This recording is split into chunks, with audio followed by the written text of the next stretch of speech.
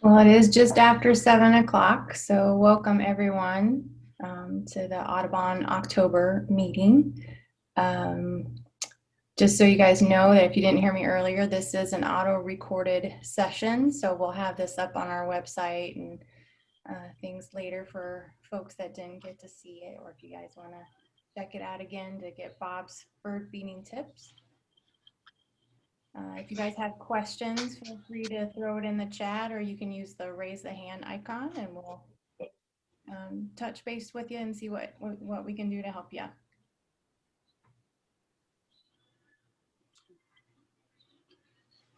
you ready to go? I think so. Take it away, Bob. Okay. For everybody who doesn't know me, I'm Bob Wells. I'm the current president of the Audubon Society of Omaha. And the topic this evening is bird feed, wild bird feeding. And it's an appropriate topic, because, number one, because we're moving into that season. And number two, we at Audubon have had fundraisers for right at 40 years now, selling bird seed.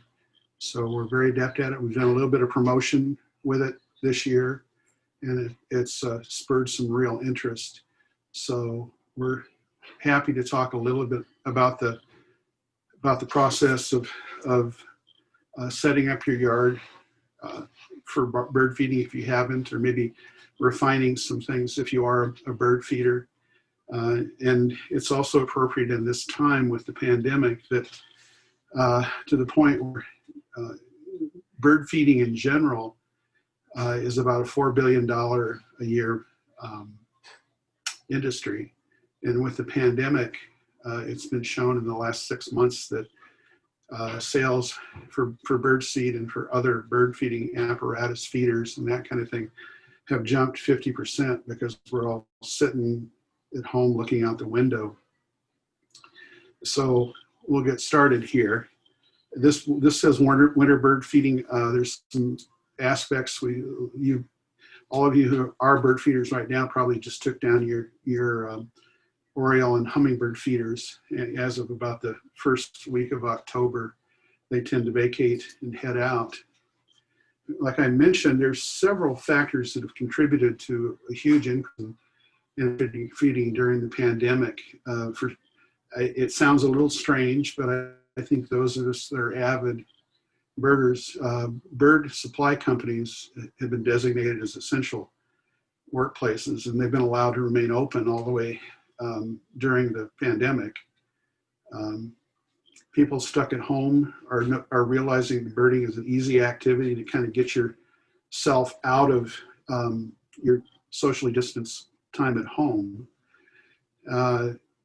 People who are longtime birders are buying more seed because you're doing it more often and you're on top of it a little bit more. And a lot of people have come into this because they're spending money on binoculars, bird feeders, bird seed, and field guides for identifying the birds. So those are all things that contribute to the two designated bird seed or birding stores in Omaha. I know both of them and have been in both of them here recently, and they say they can barely keep things together. And bird seed is a commodity, and so the price fluctuates quite a bit. And the people who get our seed for us are telling us that they're having to hustle to keep up with everything. So why would we feed birds even in non-paid times? Well, it's an incredible entree to get people into the natural world and allow them to experience it. It helps you notice things outside that you wouldn't normally would, even if you're craving something other than the inside of your house. It supplements adult birds in a time, especially in the winter, and it also gives them a chance to supplement the feeding of their young. It promotes better bird health by giving more complete, especially in the winter, diet. And a lot of people build their birding feeders in the backyard to kind of improve their backyard environment, especially in the wintertime. So birds, obviously, if there weren't feeders around, they would have to find a way to get all the nutrition they need, but this allows them to supplement that and gives them more time to care for their young and carry on other activities. A lot of birds were kind of towards the tail end of fall migration, right, or actually right about in the middle of it. And birds, as they say, bird migration is not for sissies. It's an incredibly energy dependent activity, and birds have to eat the entire time they're doing that. And because you provide food to birds, with all the talk of the recent bird losses and things like that, this increases the survivability of baby birds and lets them thrive and grow. Now, there's a lot of myths about bird feeding, and you'll hear them all the time, and some people will swear that they're true, but I've done the research on these. There's a lot of others, but you know, they say that that if you feed birds, especially prior to spring migration and fall migration, that you're going to keep the birds around and they're going to be hurt somehow, especially around this time. And every once in a while, you'll see a story of a hummingbird. And I know of a really validated one here in town, but I don't. It wasn't due to feeding. They tell you to leave your bird feeder up about a week to 10 days after you see the last bird. So don't pull it. Don't have a set pull it down date. There was a gentleman that I know pretty well who had a feeder up in North Omaha, and he had an Anna's hummingbird, which is a rare, extremely rare bird for the Midwest anyway, but he had that through about the middle of December. And this guy is kind of a crazy engineer kind of guy, so he built a heated cover over the hummingbird feeder, and the bird made it out of there. Now, I'm not sure how in the world that bird survived, but it was pretty impressive. Another one you'll hear all the time, because people eating with suet, which is a kidney fat situation where they embed insects and nuts and things like that. They'll use peanut butter and corn cracked corn. And some people swear that the peanut butter sticks to the roof of the wild bird's mouth and they choke to death. And that's just not true either. And a big one you hear all the time is that in the winter, birds' feet will freeze to the metal feeder perches and they'll die. And I don't think there's no validity to that either. And feeding, the one we kind of addressed a little bit, if you feed birds from a feeder, they become dependent on you. You have to think about birds supplementing their diet. A good example of that are Baltimore Orioles in the springtime. When they come here and you put out some jelly for them, they love the jelly. They'll come and eat that all the time. But if you notice, they always disappear, and they disappear about the time when they're trying to feed their young that they early on in the season. They go and they collect insects and feed the insects to the young. And then before they head out on migration here, first week of October, they will come back sometimes and go back after the jelly again. And about, 20 years ago, there was a rumor or a myth that said that rice from weddings, if you threw that instead of, I can't remember what they use now for a substitute, but rice will get in the birds and they'll swell up and then they'll explode. And that's just not true. Rice is a grain, just like the seed that, a lot of the seeds that you're feeding. And one that I can personally validate is bread, the bread that we eat, and the stale bread that we take out and try to feed to the geese out there is a good way for them to supplement. The bread that we eat is horribly nutritionally deficient. So you cannot raise and maintain waterfowl on bread alone. So some general tips for successful bird feeding. you need to pick your feeders wisely, and we'll talk about that in a minute. But you need to think that realize that there are going to be different birds in your yard, and if you want to attract birds, you have to cater with the types of seed and the feeders that allow them to eat, because some birds cannot eat off of the feeder at all. They're ground feeders. And a lot of those will come to flat bird feeders, open bird feeders. So you have to put them at different levels and use different kinds of feeders. Now, suet, we talked a little bit about. Suet cakes are classically the meat industry. All the beef cattle have a great big fat pad around their kidneys, and it's typically kidney fat. They render that, they melt it, and then they put the additives in it. And it is a natural, animal product. And if you get weather like we've been having here recently, and you go from 35 degrees to 90 degrees apparently tomorrow, you don't want to put suet out too early. Only use it when it's cool or in cold weather. It's very energy rich and it's wonderful for them. But if it warms up and it starts melting and getting soft, it'll get rancid and you'll cause some problems for the bird. A lot of birds, particularly the ones that come to mind, are robins. And like I was telling the ladies, I just got back from the hawk watch up in Hitchcock. In addition to counting raptors, we also count a bunch of incidental birds just for some scientific studies.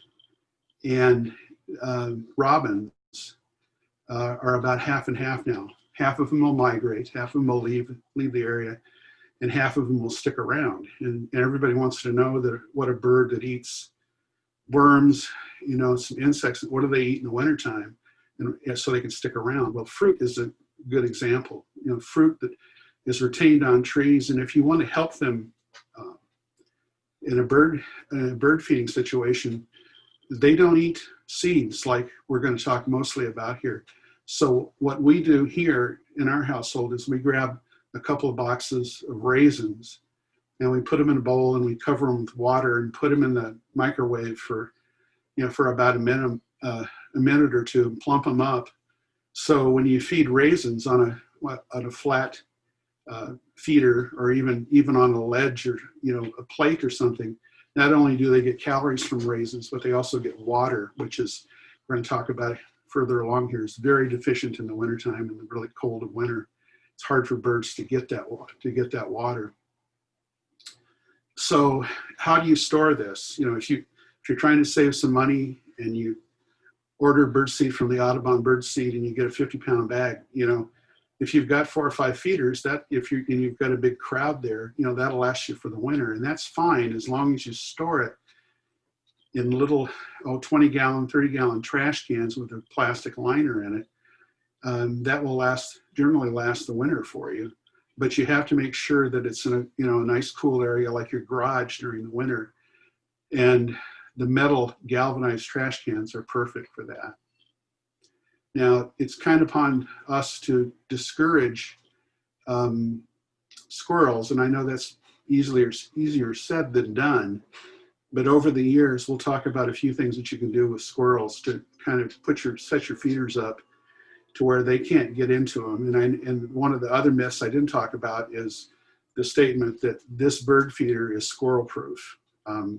You have to work at that. They don't, the ones that are really fancy and counterbalance and all that kind of stuff, squirrels can hang upside down by their toenails and again get into feeders. Pay attention to where you put your bird feeders to reduce window collisions. We have what are called Cooper's hawks. Almost every neighborhood seems to have one, and they are specialists in flying your feeder birds into your windows and knocking them down and then eating them, grabbing them and eating. So either place them close to windows, a foot away where they can't fly with any velocity and run into a window, or place them about 15 or 20 feet away from them at an angle to where the Cooper's hawks can't run them into the windows. The other thing you can do, and we're just talking about that ahead of time, all birds can see up into the ultraviolet range that we can't. And that's how those window strike decals work. And they are essentially a decal that you put on your window. And as humans, we see them as translucent. You can kind of see through them, but they're there. But they're embedded with something that reflects up into the ultraviolet range. And birds see them as solid, and they realize that the window is a solid thing that they can't fly through. Rake up seed that hits the ground, because seeds, particularly cracked corn, those things are really, really hygroscopic. They'll soak up water really, really quickly, and they just begin to rot almost immediately. So try to keep it clean underneath. There's a certain amount of eating that the ground feeders will help you with, but don't let it languish for 3 or 4 days, because it will rot. And this is going to be one thing I'm going to come back and hit you over the head with over and over again. Domestic cats are domestic cats. Do not let them roam outside. It's been estimated that domestic cats kill billions of wild birds every year. And I've got one here in my house that I never have out outside unless I'm out there with it. And even then, the cat reverts from a domestic cat into a full-on predator. So keep them inside. It's where they belong. Now we're going to talk a little bit about the different seeds that we feed, the advantages to them, and the disadvantages, some of the things that you have to do to kind of make them a little bit better and more efficient in feeding. Now the best food for the most species of birds that you're going to encounter in the winter here are sunflowers. And almost all birds, save the little juncos, the little gray birds that are just now coming in. Somebody told me at the Hawk Watch they had their first couple. They're ground feeders. They eat on the ground, and they will not eat sunflower seeds. Now, sunflower seeds come in several different varieties. They come in seeds, the black stripes like this, that have the hulls on them. And if you've ever fed with this, you know it's much more economical, even though you're paying a higher price for them, to feed with hulled sunflower seeds without the hulls on them and the waste, because what you're buying is all eaten, and it will be, because virtually all birds, save just a few species, eat sunflower seeds. So you have the hulled that are really messy. The birds will eat them and throw the hulls all over the place. The hulled sunflower seeds come in whole seeds, and they come in cracked seeds that are down to a medium size. And the really good thing to buy are the small pieces. You can mix those with another seed that the finches like, and they will never leave you for the entire winter. I mean, it's impressive. They like them a lot, and they are by far and away the seeds that the largest variety of birds that you encounter are going to eat. The thing about the whole seeds here is they're hard for some smaller birds to eat. They have to haul them off in their beak and crack them in pieces to where they can eat them. Sometimes chickadees struggle with them. Sometimes the finches, their beaks just aren't big enough. The smaller seeds, you can put them in a Niger feeder with little tiny openings. You don't even need any footrest. The birds just grab onto the side of it, and they love Niger, and they'll also love those. They can get the little tiny seeds out of the little holes. But yeah, think about who you're trying to feed, and if it means putting a couple feeders out, I think by all means it's probably a good idea. And we'll talk about some other seeds that have been really, really marketed as seeds that will keep squirrels off your feeders, because in addition to the birds loving sunflower seeds, the squirrels will just kill themselves to eat sunflowers. Now this is the new. It's not really new. It's been around for a while. Safflower has been marketed, and we in here have bought it in a couple different varieties. If you look here at the seed, it's got a thin. The safflower itself has a little thin hull on it here that most of the birds can crack and get into. We also sell a NutriSaff, which has that hull removed and makes it easier for some of the small birds to eat. Now, safflower seed is marketed. Nutritionally, it's very, very good. It is marketed as something that squirrels and the starlings and the grackles will not eat. It has a slightly bitter taste. That's kind of a plus or minus. I don't think they like to eat it, but if it's the only thing you have out there, they will eat it. Trust me. It's sold, like I said, with this light hull that you see here, and then there's another variety that is put through some rollers and the hulls are taken off. And the point that I'm trying to make here with this is, if you're trying to control squirrels on your feeder and you're using safflower seed, there may be other ways to do that, to where you give the birds more of what they want. The point here is that if you're going to put out some sunflower seeds and you put out some safflower as well, the birds won't eat the safflower, they eat the sunflowers. I mean, all of us at the Audubon Society have done volunteer stints for people, long-term customers who say, well, you sold me that safflower, is it not being a problem? Or keeping all the nuisance birds and squirrels off, and they don't eat it. And I don't even have to think about it. What they're doing is, of course, they're putting out sunflower seeds because they know that the birds love sunflowers, and they're just trying to put out a feeder of this. Birds will not eat safflower if there's sunflower sitting right next to it. So just kind of keep that in mind. You can put it in one feeder or something like that, but think about ways of controlling squirrels and the nuisance birds.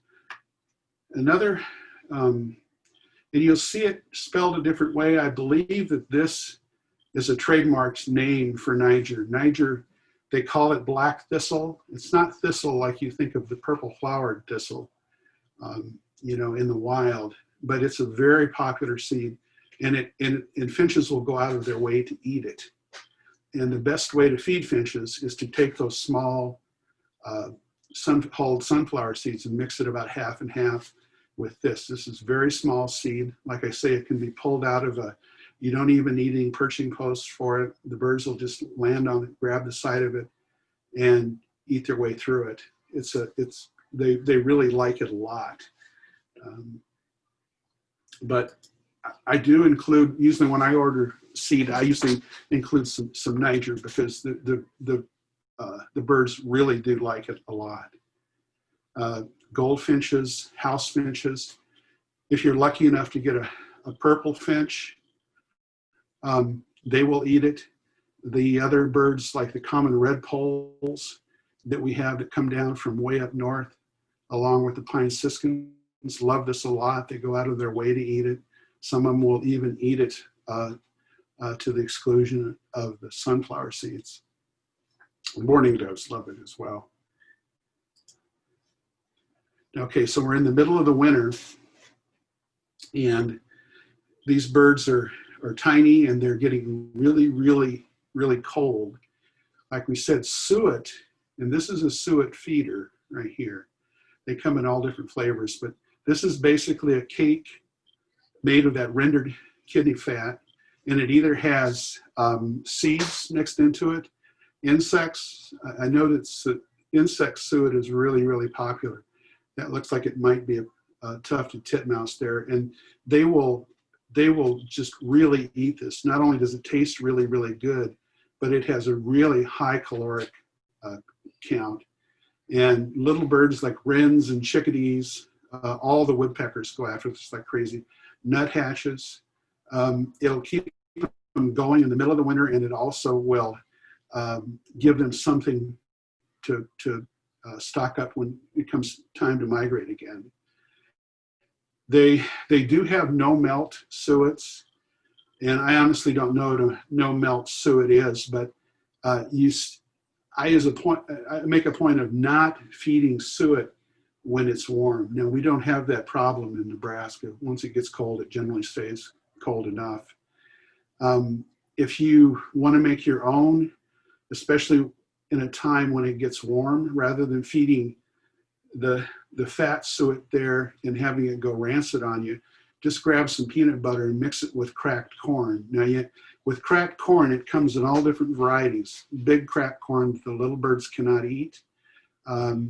You don't want the cornmeal, because that just turns to mush usually. It's not as bad when you mix it with peanut butter, but cracked corn really does soak up water. It will be a problem. But you can use, if you mix those together, you get a warmer weather version of suet. Okay, and I mentioned this with the robins. Fruits and nuts,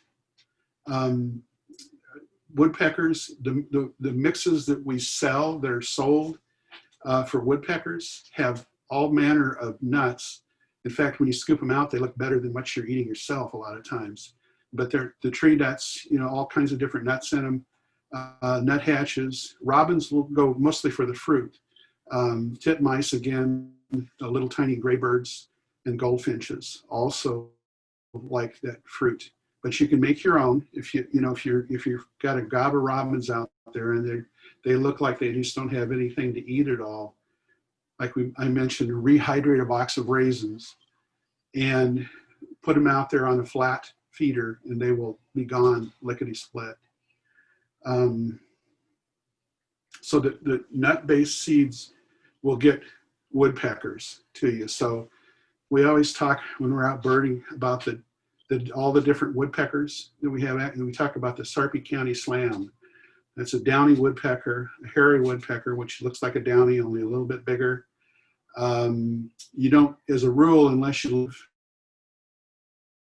live, you will get red-headed woodpeckers who have kind of over time here started to stick around. They don't migrate as much. But again, for some of the bigger woodpeckers, you have to kind of live in an area that abuts up against an area like Fontenelle Forest.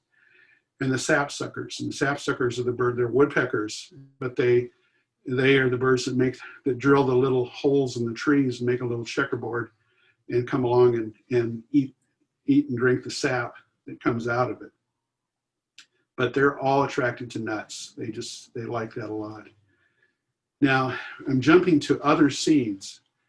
And I don't mean to offend anybody or really have a problem with them, but the bulk of these seeds, the only reason they exist are to mix into a small amount of sunflower seeds or another premium bird seed.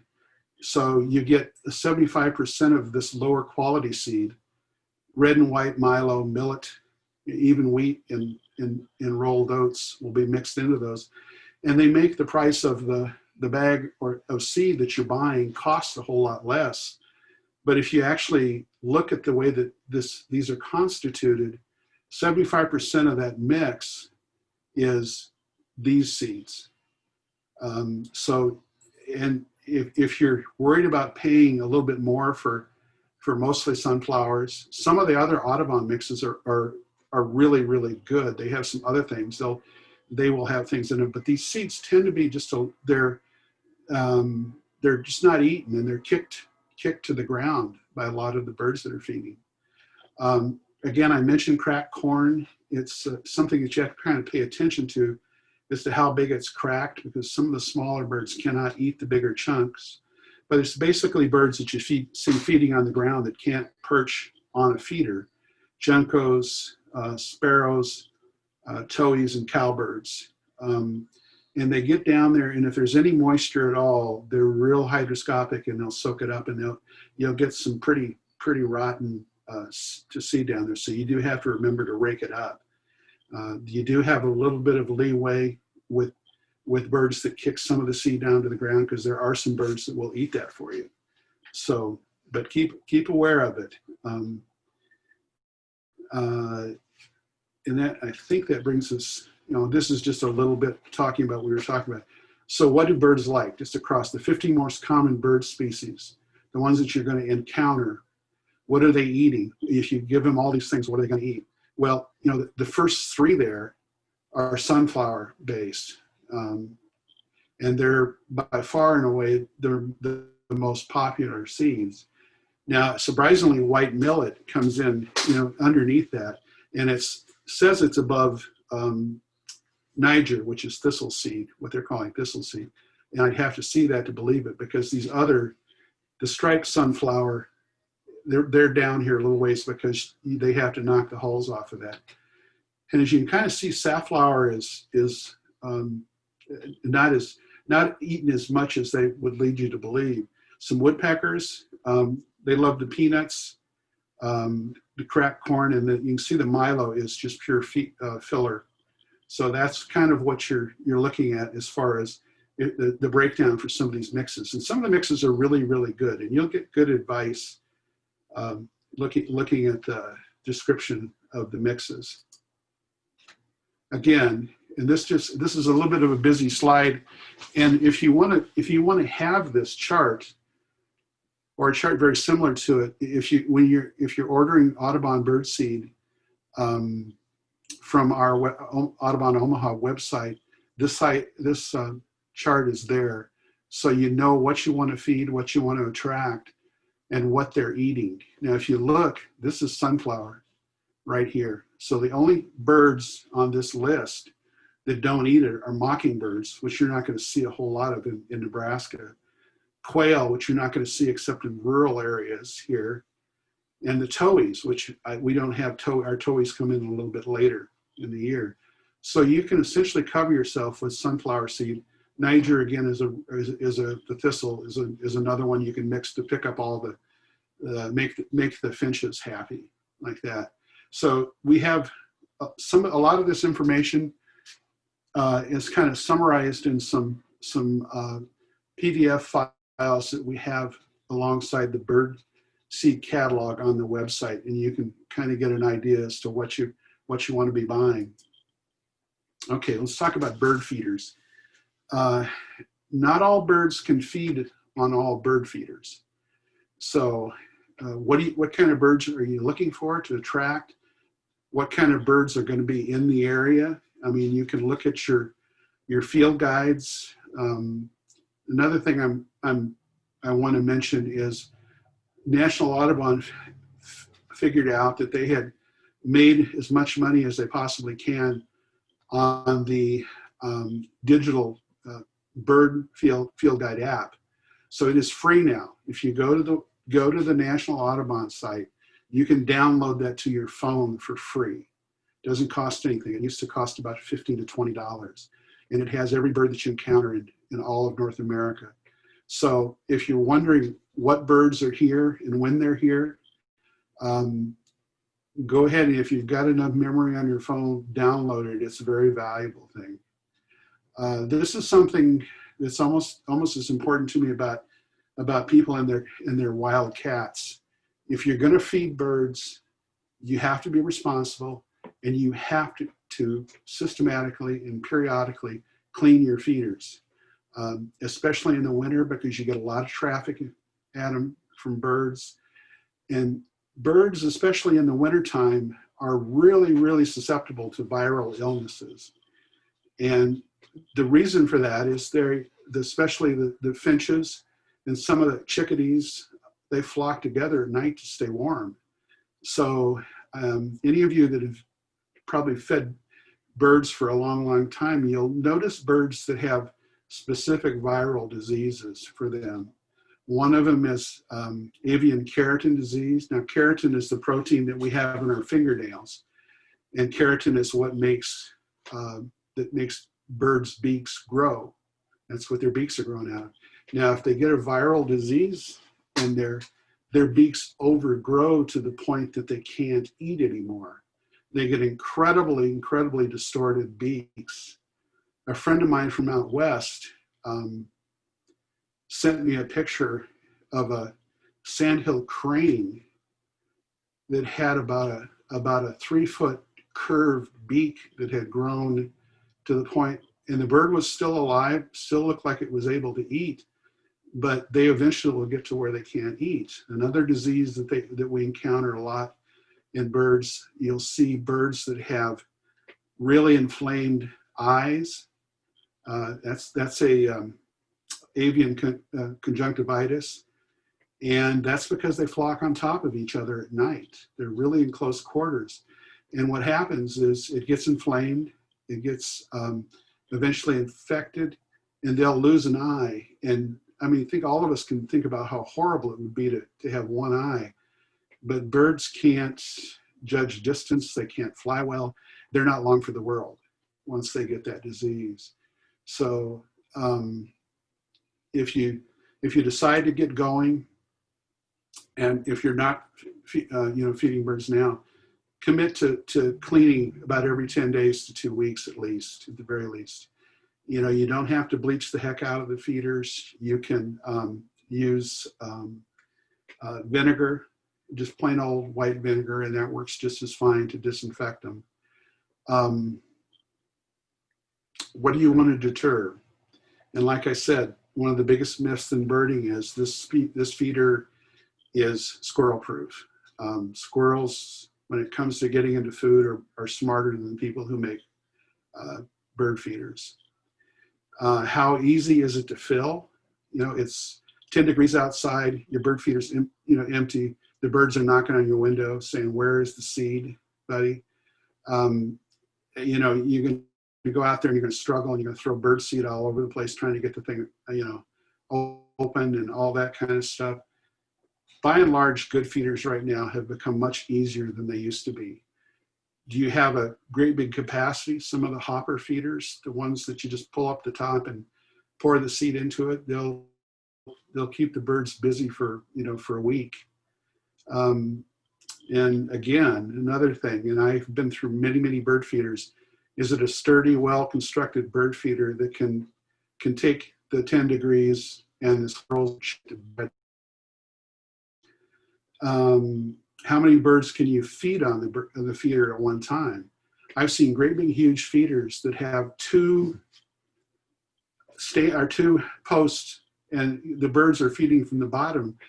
Why is the bird feeder so big, number one, and why is it that they don't have 6 or 8 stations to feed from? So when you look at a feeder, again, it's like choosing good bird seed. Am I going to live with this for a long time? Here's an example of what we were talking about. These are both tube feeders, but they're for different birds. The classic tube feeder, and this looks like it's probably just your basic old droll Yankee feeder. It has all these stations. There's 2, so 2, 4, 6 stations with a place to stand on top and wait for somebody to go off to where they can jump in as well. This is kind of your classic feeder. It'll accommodate sunflower seeds, safflower. This looks like it's got some Niger in it as well. So, the bulk of those birds are all finches, so that they're loving it. Now, this is another tube feeder. This isn't real clear. I didn't pick it out right, but this is the same dimension of this. It's a round feeder. This is constructed of heavy-duty wire mesh. The birds don't need a station. 6 of them can grab, on either side, and they just pull the seed out because they've got a small beak, and the starlings and everything else that's trying to eat, their beak won't fit in there. So it's automatically takes care of the problem with the other noxious birds. We should all be so lucky. Yeah.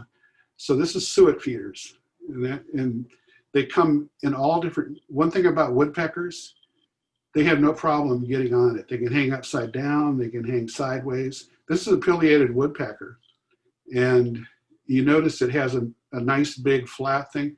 They brace with their tail, and they just pound the suet. This is suet in here. And once they find it, you'll have a hard time keeping up with them. Red-headed woodpecker here. These guys stick around, so you might encounter them, along with red bellies who look almost the same without the full red head here. And this looks like it's, I'm looking, that's a hairy woodpecker there, male. And this is made to be hung upside down, and so it deters the other birds for getting, some of the other birds that can't hang that way on it. So those are all examples. Suet feeders tend to be fairly cheap. these little cage feeders. I've had bird store people give me one of those if I buy a sleeve of suet. They're not very expensive. Now, one thing you do have to deal with these, this is just something that has a wire hanger on it. I put some of those up at my mother's house. She never had them on a fence. The next morning, not only was the suet gone, the feeders were gone as well, because the raccoon got up there. They didn't have to work very hard. They just unlatched it and just drug the feeder and all. They didn't have to worry about about getting into it. Now oops, jumping around here. Let's see. So these are hopper feeders, and these are really popular. Essentially, they all have a top that you pull up or you flip up, and you can put a large volume of seed in there. So they stay full for a long time. They're only fed from the bottom. So it's not like some of the tube feeders where if they eat a bunch of it, two or three of the stations go out of commission because the seed drops below the level of it. This is heavy duty metal here. And so the squirrels can't chew it to bits. This actually is pretty sturdy. This is that kind of faked press board here like that. And it takes a pretty good beating. And you need to think about that when you're looking at feeders. Is this going to survive 3 years of squirrels beating it up and freezing and thawing and all that kind of stuff? But these are very popular.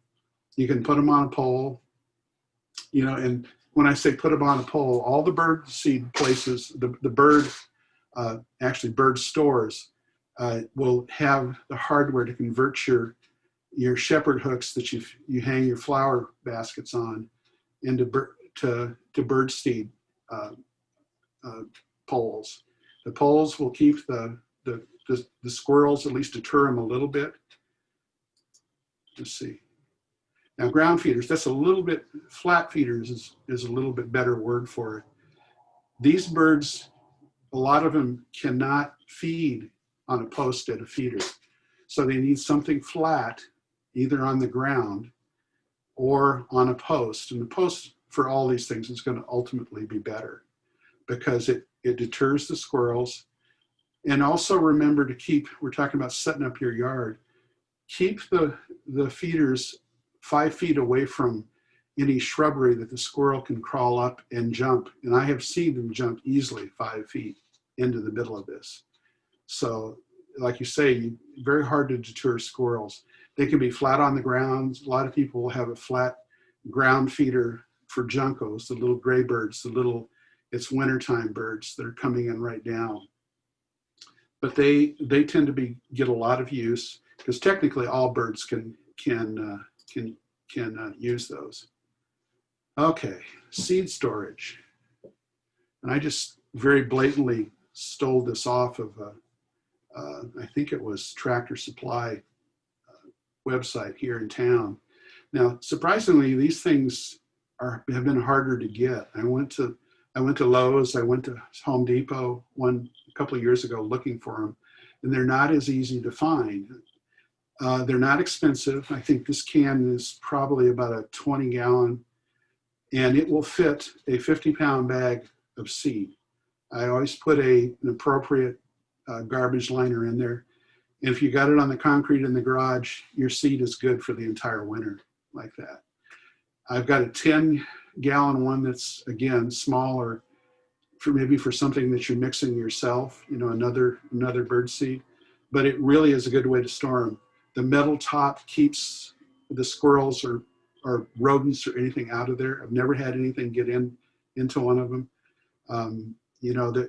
If you put up a plastic equivalent like that, the squirrels will spend all night trying to chew it to bits. I've never been surprised at the tenacity of squirrels. Oops. Okay. Now this is really important. We'll get to stretches in the wintertime where we got a lot of snow on the ground. We have persistent freezing temperatures, and birds cannot get water at that point. So during those stretches, you'll find that if you put out some water, you find a little stock tank heater, and the water is warm and liquid, you will find more birds at the water stations than you will at the bird feeders. So make a point if when you get to that, to figuring out a way to keep some water warm for a bird, because it is impressive. I mean, this is no exaggeration up here. I mean, they will be all over it. They won't be trying to kill each other. They'll just be trying to get in the water. So that's it. And that's a lot on some days when it's especially cold, you're going to have birds that are going to forget about the bird feeders and just sit there with the water. So non-frozen water in the middle of winter is a real luxury for a bird. Okay, so we talked about the locating feeders to reduce window collisions. It is reliably estimated that 1 billion birds a year die from window collisions. They just cannot figure out what glass is. And we're at the Audubon Society, we've recently moved, and we're in a strip mall with a long bunch of storefronts with glass. And the first 2 times I went over there, I saw 2 really nice first-year birds just get creamed and dead right on the new welcome mat to the Audubon Society. So do something. If it's hanging mobiles down in the window, that usually works. Just be advised that if you go the ultraviolet window reflection collision decals, that kind of thing, they do wear out. They are with something that reflects into that spectrum for the birds, and they eventually, after about 6 months to a year, they won't reflect anymore. So just be aware that that's the case. And like we mentioned, locate your feeders appropriately to where when your neighborhood Cooper's hawk comes along and scares the heck out of the birds, they don't fly sideways. Under 3 feet from a window or over 30 feet to reduce the lethality of window strikes. You can put netting out. I have before the program here about our marketing person who's putting up some window signage for our new place and I got on that right away, but then I saw the birds that had struck the windows that were migrating, and we're going to put up something that we can basically see through from the inside, but the birds realize that that's not a path through the building or through wherever they're going. And we've got a few folks that we live with over at the new place that we're going to have to kind of subtly discuss window strikes with. So yeah, here's your squirrel drill here. To discourage squirrels from bird feeders, place the feeders at least 5 feet high. That's about the limit to what they jump from the ground, and at least 10 feet from the nearest shrubs. The things that really, really always work, no matter what anybody tells you, are those little baffles. They're kind of, I don't know what to call them. You can buy solid metal baffles that fit around the pole and below the feeder. So that will keep them from crawling then.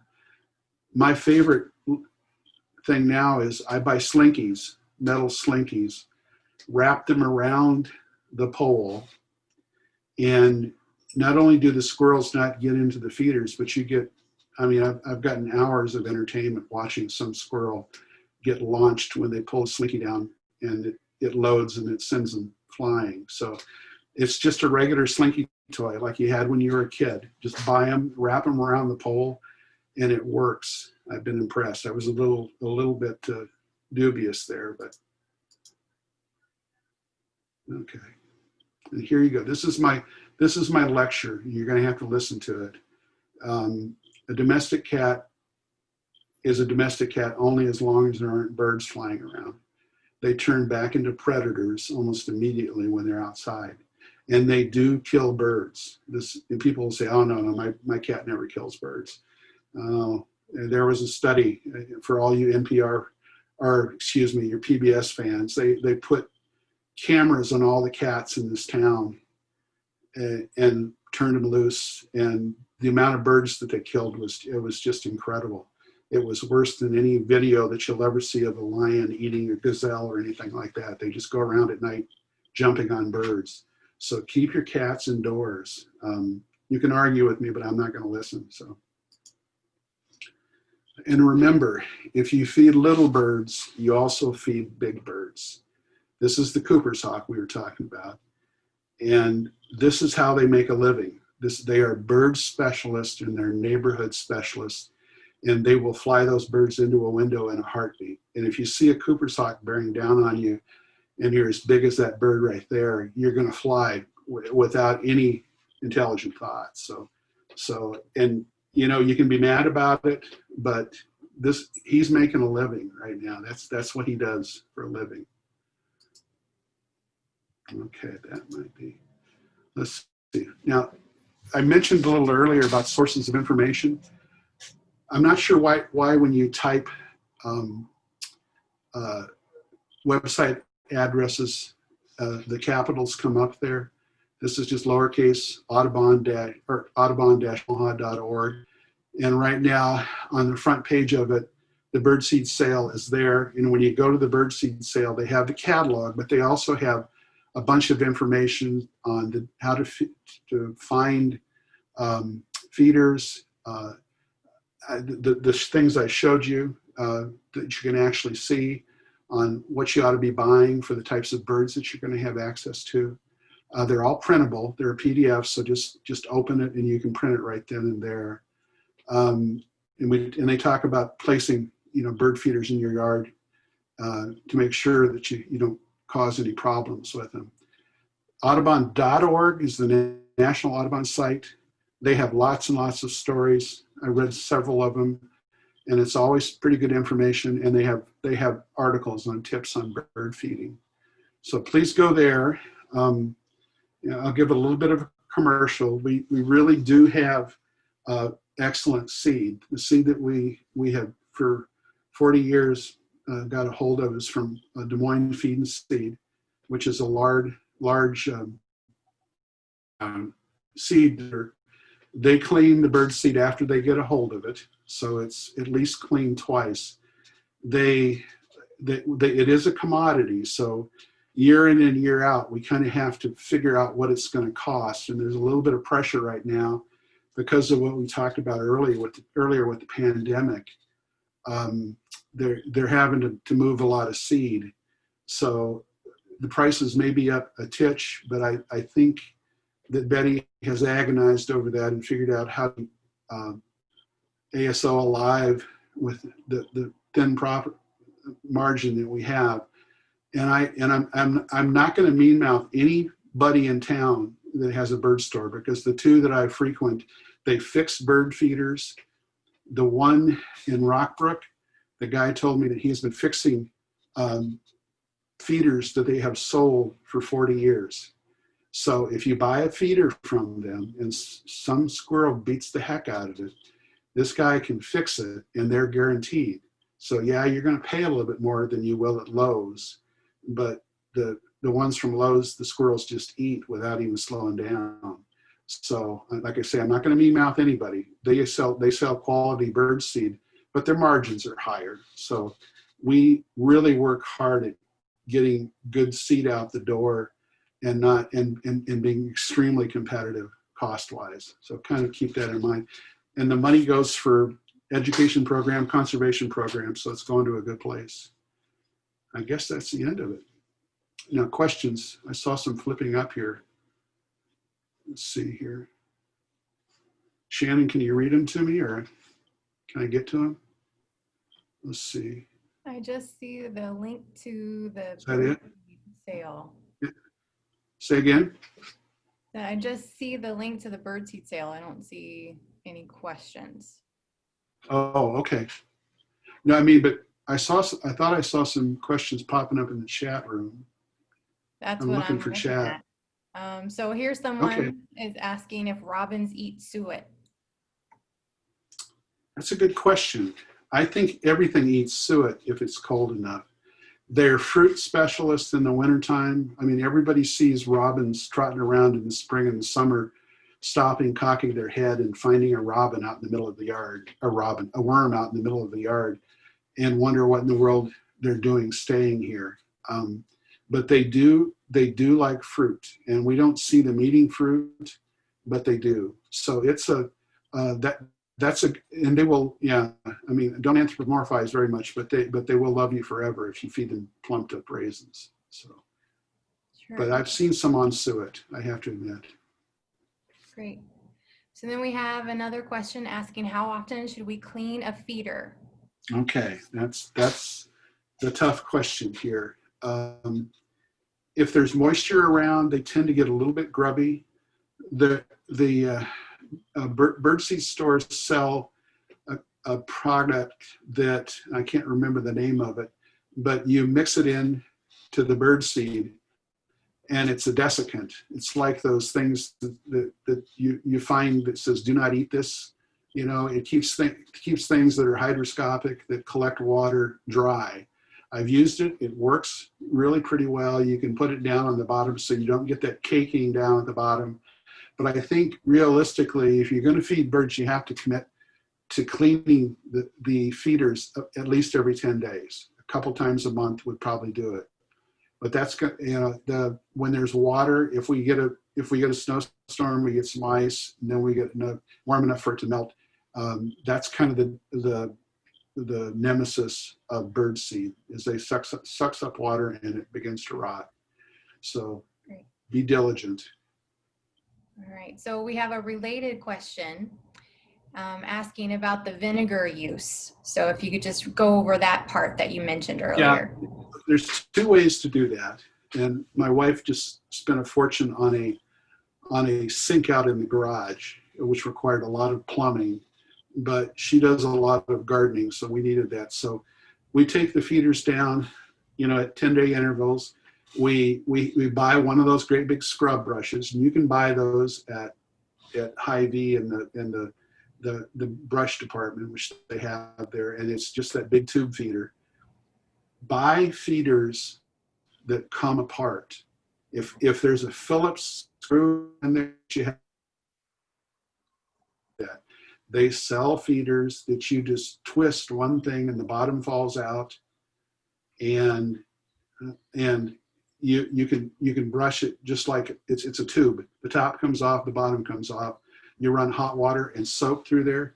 You put a little splash of bleach. If you're not inclined to bleach, bleach is fine if you rinse it really, really well and water without anything in it.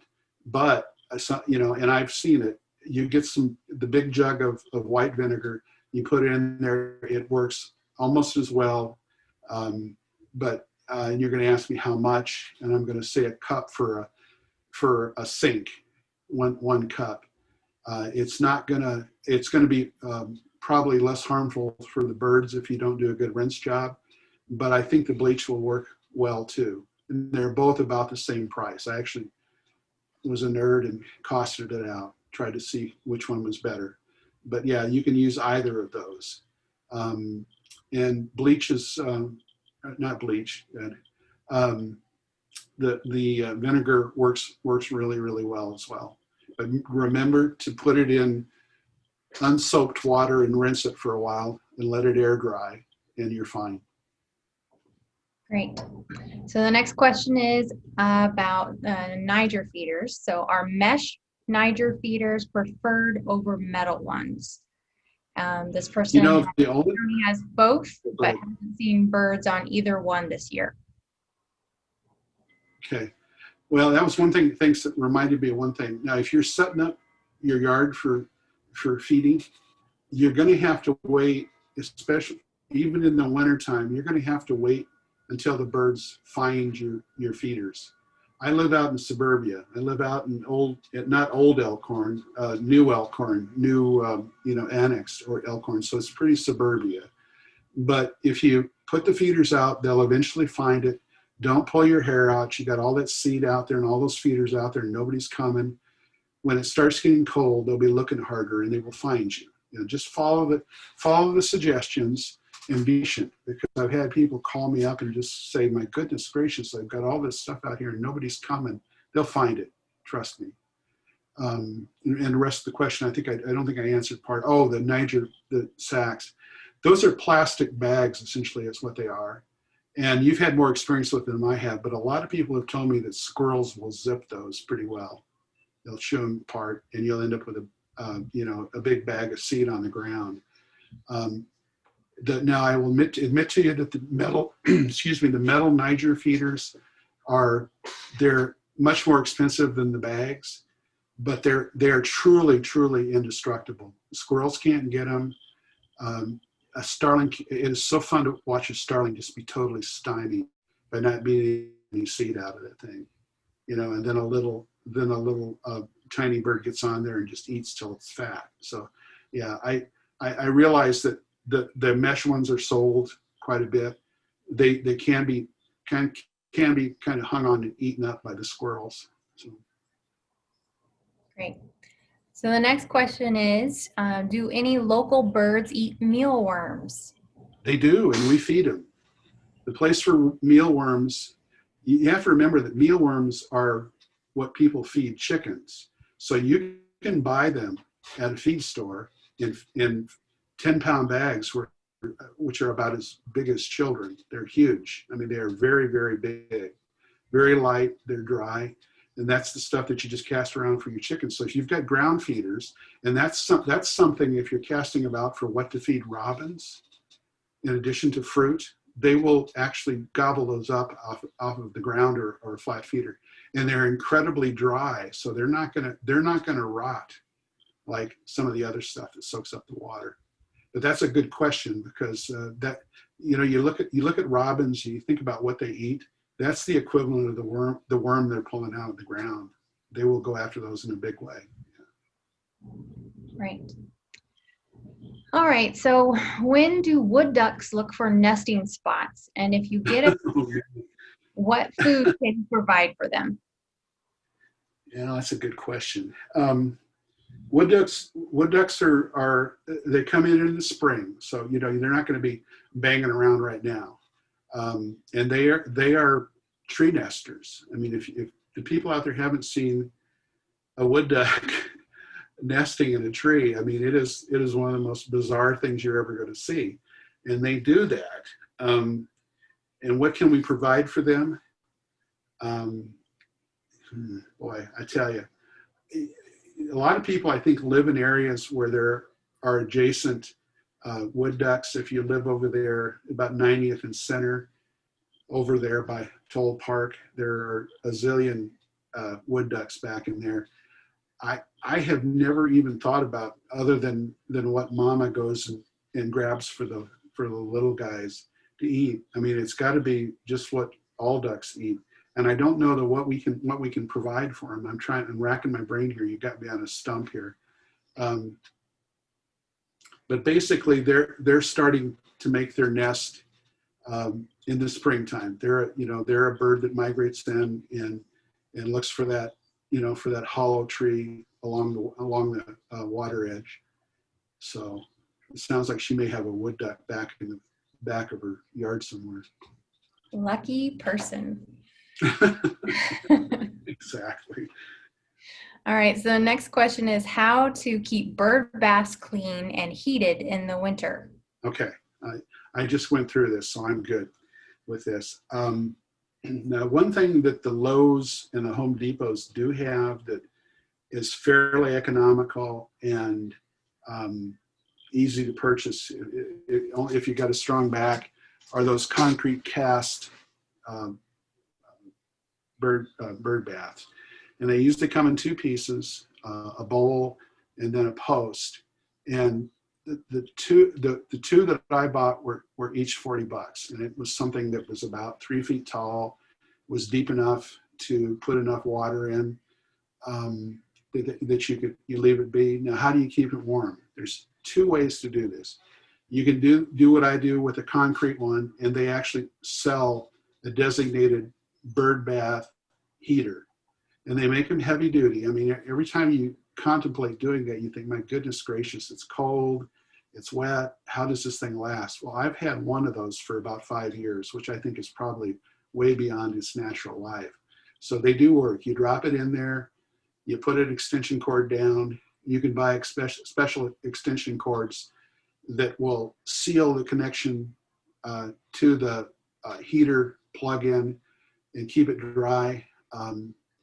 And I've got 2 of them out there, and these are new ones for this year, so I can't wait to see how they are. The other thing that you can do is the bird places have trays that look like those plastic trays that you put under plants, and they've got a heater embedded in it, and they've got a cord that comes out of it, and you just put the water in, plug it in, and they do work.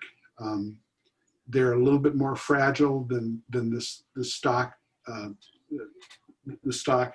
waters, but I had one for 3 or 4 years, and they do work. And I will tell you, that is the best thing I ever did for my backyard for birds. I think about it, and I can't imagine what they do for water. You know, they can't eat enough raisins, I don't think. So. Great. All right. So if birds don't eat the seed in the feeder, how long should it be left in a feeder, or should it be changed out? And if so, how often? Well, I would go with the 7 to 10 days that we talked about. The thing that you want to avoid is you want it caking on the bottom. And if it looks like it's caking on the bottom, it's already starting to turn bad. It's the moisture thing again. And that's the one thing, when I lived up in North Dakota, we didn't worry about it because it never got above freezing, so there was never any moisture. I mean, you put bird feeders out there, and it was the seed poured out of them, you know, after 10 days, because there wasn't any caking. Ask the folks at the God, I don't know why I can't remember. I've got her card right here. I meant to have it for the wild birds. Okay, and it's in one of those little strip malls over there, Frederick Plaza, where the Shopko used to be, and there's a store over there. It's about a block north of the interstate at 84th and at the interstate. I think Frederick Boulevard is where it is. And ask her about that desiccant that I talked. It is totally inert. It does not cause the birds any problems. There's nothing. Usually it's a silica, so just like what you exactly have your shoes or whatnot. Yeah, exactly. It's a little bit larger and a little bit rounder, but she says she's never seen a bird try to eat it. Right. She's never had any problems with it, and it worked. It wouldn't do anything. We have silica in our no stick cooking sprays, and we don't get sick from it, so yeah, it's fine.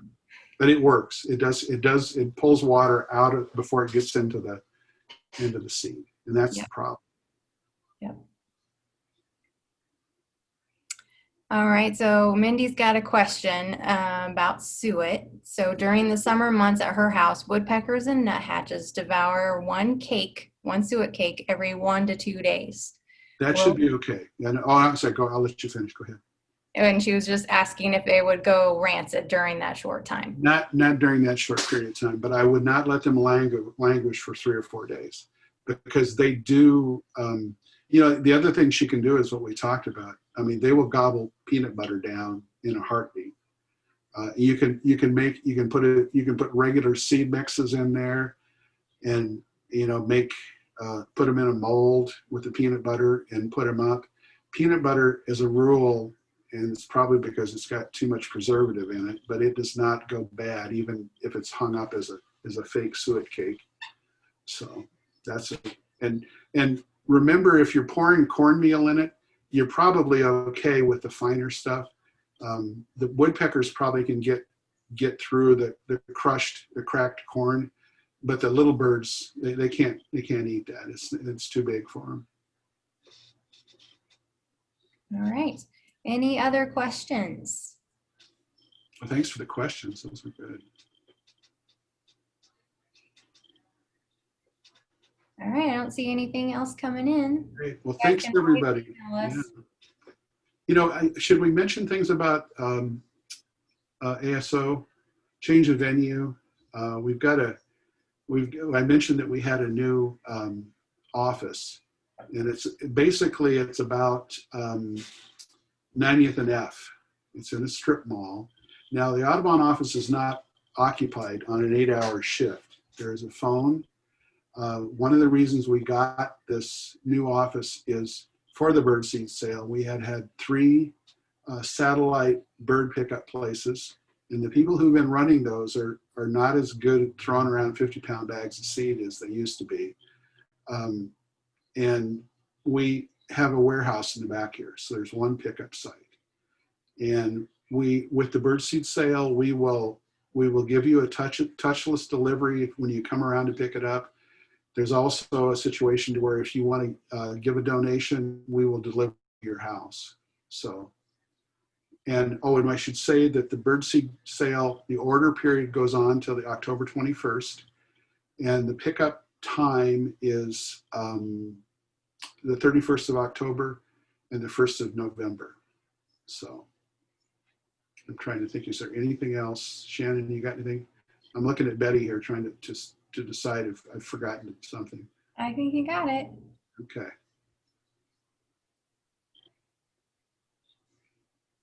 Well, thanks everyone for joining us today, and we'll send out new messages and remind you about the birdseed sale again. So. Oh, and we have a commitment for November's. It's Jason St. Xavier. He's the Audubon, Nebraska educator. He was last year's National Audubon Educator of the Year at their convention. And he's going to talk about native plantings in November.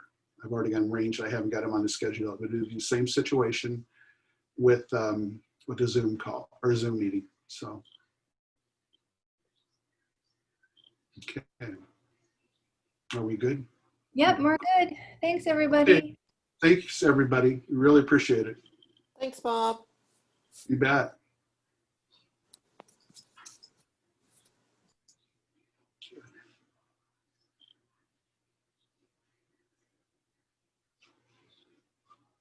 Good job, Shannon.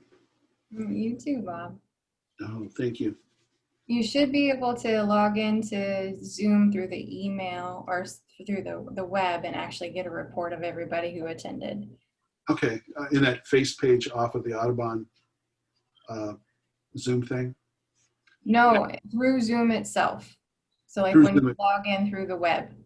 Oh, okay. So just the regular, not the, but the website. Yep. Okay, I'll take a look. I was looking for numbers. We had 24 at the most. Good, that was So good. that's not bad. Great. Well, thank you all. And thanks for the help, Shannon, as always. Nice work. I think Vanessa might have signed off, but nice work with that stuff over at the office. It's going to be exciting. Good. Well, I will see everybody. I hope everybody does well. I'm going to enjoy having a day off tomorrow. So Good. Take care. take care.